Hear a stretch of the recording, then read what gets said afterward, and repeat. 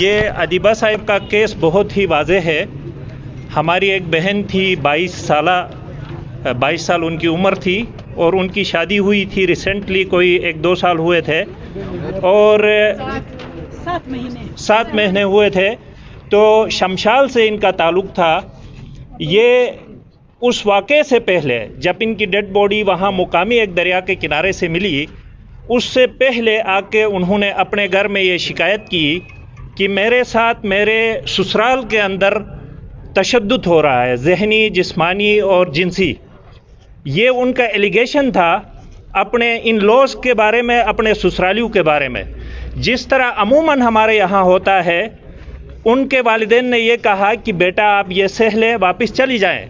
वो गई अपने घर और उसके अगले दिन उसकी लाश करीबी दरिया के किनारे से मिली। ये टोटल वाक़या है। जब ये वाक़या हुआ तो उसके बाद उनके ससुराल वालों ने ये कहा कि ये खुदकशी का वाक़या है। तो इस मजलूमा के भाई ने एफआईआर के लिए एप्लीकेशन दिया, मकतूला के भाई ने, कि मेरी बहन ने खुदकशी नहीं किया बल्कि उनको कत्ल किया गया है। जब उन्होंने ये एप्लीकेशन दिया तो वहाँ से ये केस आगाज़ हुआ। उससे कबल हमारे कानून के अंदर, हमारे मौजूद डिप्टी स्पीकर साहब भी यहाँ मौजूद है, ये जानते हैं, 174 सेक्शन के तहत पुलिस खुद से भी इन्वेस्टिगेशन करती है जब ऐसे वाक़यात होते हैं। तो वो इन्वेस्टिगेशन भी शुरू हुआ था, लेकिन इनकी एप्लीकेशन के बाद एफआईआर के लिए जब इन्होंने एप्लीकेशन दिया तो उसका केस बाकायदा शुरू हो गया। उस एफआईआर के अंदर जो लोग नॉमिनेट किए गए थे दरख्वास्त गुजार की तरफ से, उन सबको अरेस्ट किया गया और ये प्रोसेस चलता रहा। उस वक़्त भी सिविल सोसाइटी ने कई प्रोटेस्ट किए। ये डिमांड थी कि इंसाफ मिले, गैर जानिबदार और शफाफ तरीके से इसकी इन्वेस्टिगेशन हो। लेकिन हमने देखा कि गुज़श्ता 2 दिन कबल वो जो मुल्ज़मान थे, जो एक्यूज पर्सन्स थे, वो रिहा हो गए। जब वो बेल पे रिहा हो गए तो एक गुस्से की लहर दौड़ी मकामी सतह पे, पूरे गिलगित बल्तिस्तान सतह पे और पाकिस्तान लेवल पे।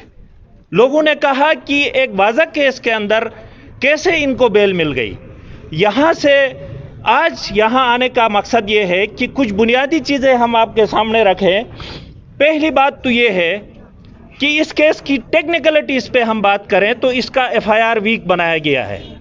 मेरी इंफॉर्मेशन के मुताबिक डबल एफआईआर काटा गया है। पहले एक और एफआईआर था, उसको तब्दील किया गया है। एक बात। दूसरी बात यह है कि मेडिको लीगल जो प्रोसेस है वो बहुत वीक किया गया है, जिसको हम प्रोसिक्यूशन का प्रोसेस कहते हैं। ये पुलिस की जिम्मेदारी होती है, वहाँ भी वीकनेस दिखाई गई है। अल्टीमेटली ऐसा हुआ कि हमारी एक बहुत काबिल बहन वकील इस केस को लड़ रही है, उसके साथ एक और हमारे मेल भाई भी हैं, वो भी इस केस को लड़ रहे हैं।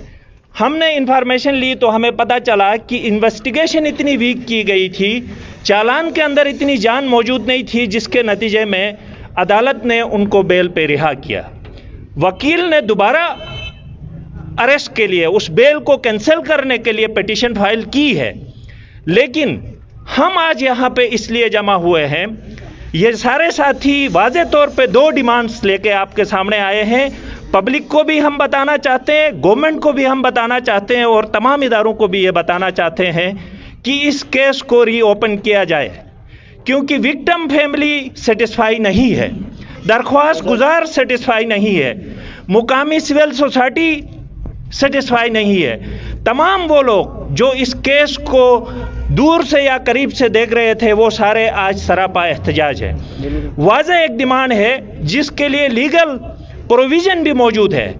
हम एसपी से, ज़िले के डीआईजी से और आईजी से, चीफ सेक्रेटरी से ये गुजारिश करते हैं, हमारा मुतालिबा है कि आप इस केस को री इन्वेस्टिगेट करें। नहीं करने की सूरत में हमारे पास अगला फोरम अदालत है, जहां पे चीफ कोर्ट के सामने जाके हम इसकी कैंसलेशन के लिए एप्लीकेशन फाइल करेंगे। ये है टोटल केस। लेकिन मैं इससे एक कदम आगे जाके कुछ बातें आपके गोश गुजार करना चाहता हूँ। यहाँ गिलगित बल्तिस्तान में हम जब भी ख़वातीन की बात करते हैं, लोग ये समझते हैं कि कोई बुनियादी चीज़ें नहीं है, ये हवा में बात करते हैं। میں آپ کو بتانا چاہتا ہوں اس گلگت بلتستان میں گزشتہ کئی سالوں میں درجنوں بے گناہ خواتین ماری گئی ہیں. ہمارا پورا پولیٹیکل سسٹم اس کو دیکھنے کے لیے تیار نہیں ہے. ہمارے یہاں قوانین موجود نہیں ہے. جو قوانین موجود ہے ان پہ عمل درآمد نہیں ہوتا. ہمارا پروسیکیوشن کا نظام فیل ہے. ہمارا پولیس کے اندر ایف آئی آر کاٹنے والا آدمی لا نوئنگ نہیں ہوتا ہے. اس کی وجہ سے وہ ایف آئی آر ویک بناتا ہے.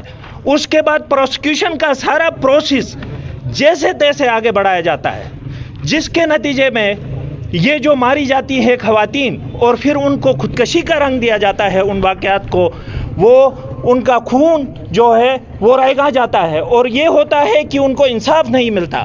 یہ کیس آج ہمارے سامنے آیا ہے. اس کیس کو ہم ایک ٹیسٹ کیس کے طور پر ہم دیکھنا چاہتے ہیں کہ اس کے اندر کتنا ہمارے ادارے کام کریں گے. اسی کی بنیاد پہ ہم یہ کہنا چاہتے ہیں کہ اگلے تمام کیسز جو اس سے پہلے وقوع پذیر ہوئے ہیں ان سب کی بھی انویسٹیگیشن ہونی چاہیے. آپ نے دیکھا حالیہ چند مہینوں کے اندر کئی ایسے کیسز سامنے آئے جن میں کہا گیا کہ خواتین نے خودکشی کی ہے، لیکن بعد میں معلوم ہوا کہ ان کو قتل کیا گیا تھا. ہم ہمیشہ خواتین کو دوسرے کی بیٹی سمجھ کے دیکھتے ہیں، اس کی وجہ سے ہمیں ترس نہیں آتا. ہم اپنی بیٹی سمجھ کے دیکھیں گے تو اندازہ ہوگا کیا ایک باپ یہ چاہے گا کہ اس کی شادی شدہ بیٹی سسرال میں جا کے اس کی لاش آ جائے. تو ہمیں اس چیز کو سمجھنے کی ضرورت ہے. ہمیں 3 سطحوں پہ کام کرنے کی ضرورت ہے کہ ہم اپنی سوسائٹی کو اوورآل ہماری پبلک کو سینسٹائز کریں.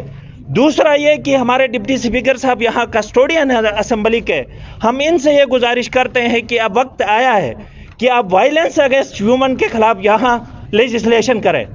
ویمن پروٹیکشن پہ لیجسلیشن ہونی چاہیے جو کہ نہیں ہے. صرف بل کی حد تک ہے. صرف بل کی حد تک چند ایک چیزیں ہیں مگر ان پہ امپلیمنٹیشن کا کوئی میکینزم موجود نہیں. تیسری بات ہم یہ بتانا چاہتے ہیں کہ سرکار کی سطح پہ اس چیز کو سیریس لیا جائے. آئے روز ہماری بہنیں قتل ہوتی رہیں گی سسرال کے اندر یا اپنے گھروں کے اندر یا معاشرے کے اندر ان کے ساتھ جو ناانصافیاں ہوتی ہے، تشدد ہوتا ہے. اس کو آپ لائٹ نہ لے لیں. یہ ہماری بہنیں، ہماری بیٹیاں، ہماری مائیں ہیں. اس کو سماج کو بھی سیریس لینے کی ضرورت ہے، آپ انتظامیہ کو بھی سیریس لینے کی ضرورت ہے اور گورنمنٹ کو بھی سیریس لینے کی ضرورت ہے. یہی چند میری گزارشات ہے. آپ تمام کا ایک دفعہ پھر شکریہ کہ آپ انصاف کی خاطر باہر نکلے ہیں. یقیناً اسی جذبے کے ساتھ ہم آگے نکلیں گے تو ہم انصاف دلائیں گے ان تمام مظلوموں کو جو ظلم کا شکار ہوئے ہیں. شکریہ.